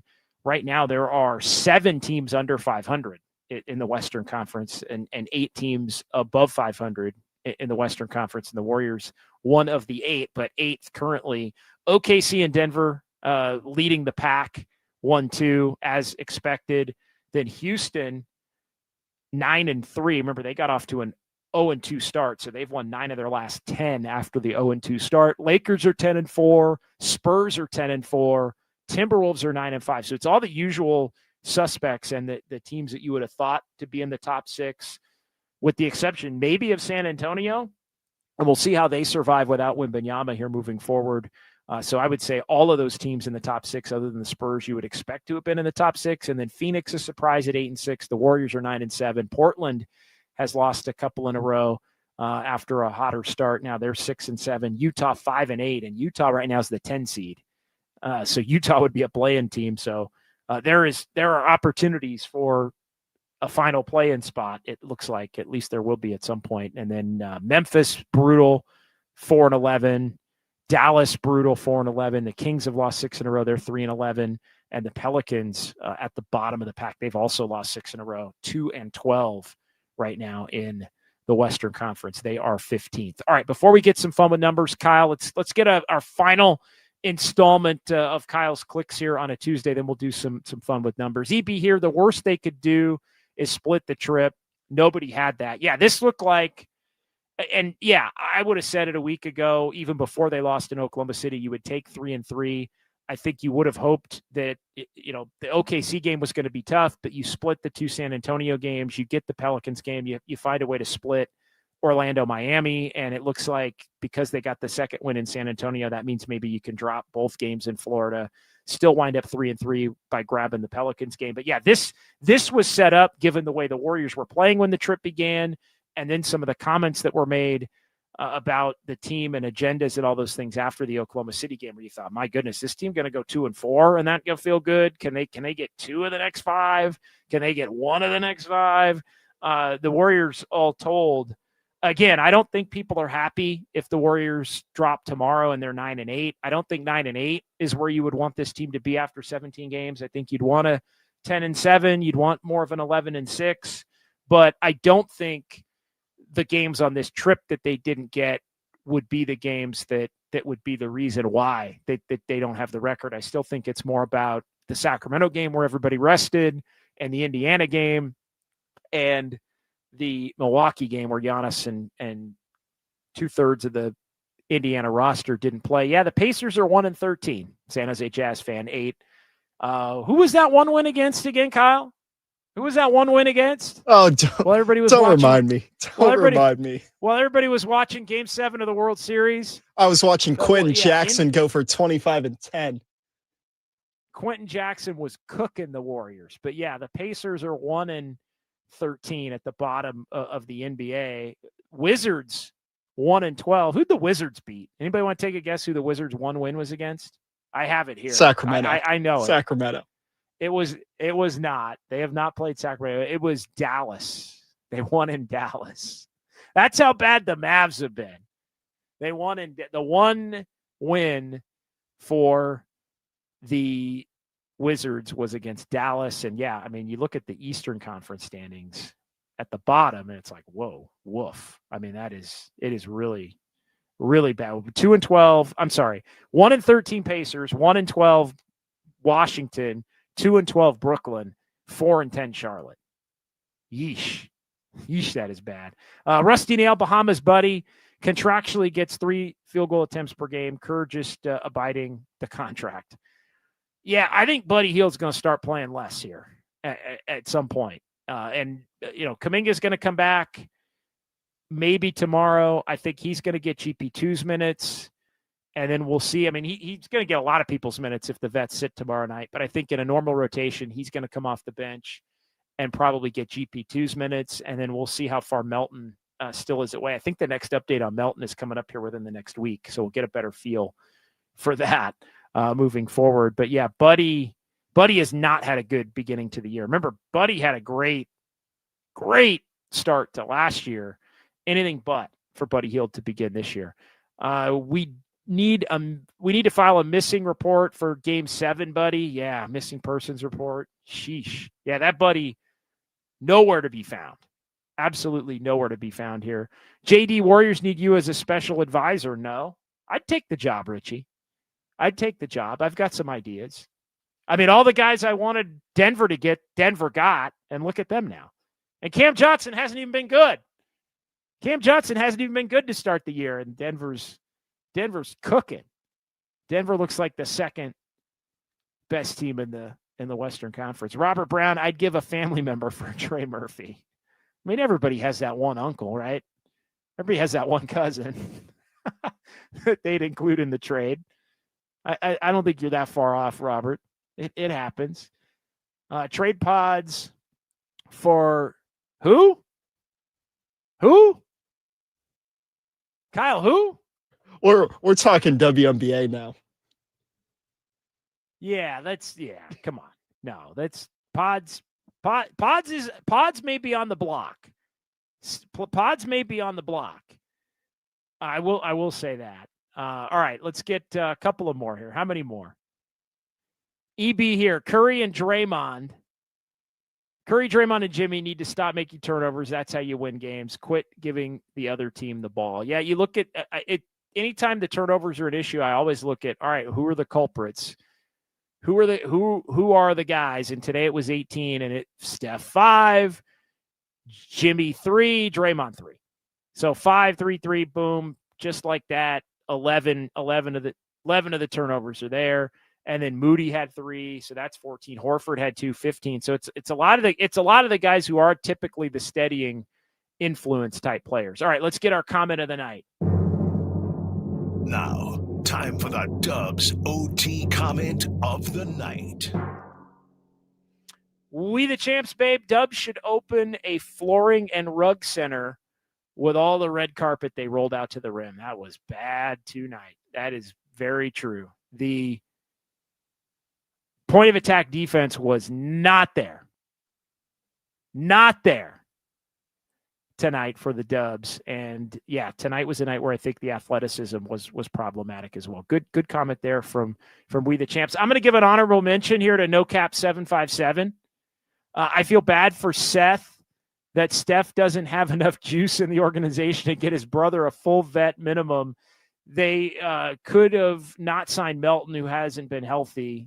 Meanwhile, Giannis got his brother. All right, that's a good one, No Cap. That's an honorable mention for comment of the night. I'm going to give you a nod there. They have been able to sign Seth, by the way. They are officially at the point where they could sign Seth every day. So we'll see when and if they give him that roster spot. But yeah, they have the ability. But again, I don't think he's going to be walking onto the team and taking minutes from Pods or Will Richard or Moses Moody anytime soon. Maybe Buddy, but we'll see. But that was a good comment. So appreciate it. All right. Quick addition of fun with numbers here. This is Dubs OT with JD. Time now for fun. I'm a fun guy. With numbers. No, I'm just having fun. On KNBR 104.5 and 680. Streaming live on KNBR.com and the KNBR app. All right, Warriors are 9-7, 5-0 home, 4-7 on the road. They're 3-2 in the road trip. Magic 1-0 series advantage in the season series. They'll play again at Chase on December 22nd. Warriors 3-2 now in the first game of back-to-backs, and the Warriors again 5 back-to-backs to begin this season, including tonight and tomorrow. Tonight, the first time this season and second time since Jimmy Butler joined the Warriors that both Steph and Jimmy had 30-plus points. The Warriors lost both games. The other time they did it, do you remember? It was the final game of the season last year when they lost to the Clippers in overtime. All right, we'll get to tomorrow night. Big thanks to Kyle Haar. Kyle, who am I leaving out tonight in our San Francisco we had some Jordan City today. Studios? Some Jordan. All right, little Jordan Pertari. Yeah. All right, so good stuff for Jordan and Kyle. I'm JD. We'll talk to you tomorrow at 7. Warriors lose it 121 to 113. Thanks to everybody in the chat, everybody calling in and texting in as well. We'll talk to you tomorrow right here on the Sports Leader. John Dickinson. No, God! No, God, please, no! No! Big audio quality show. You are a sicko, and I appreciate you for it because I'm a sicko. I just know they kicked our ass tonight. No class, no balls. Everything's gonna be alright.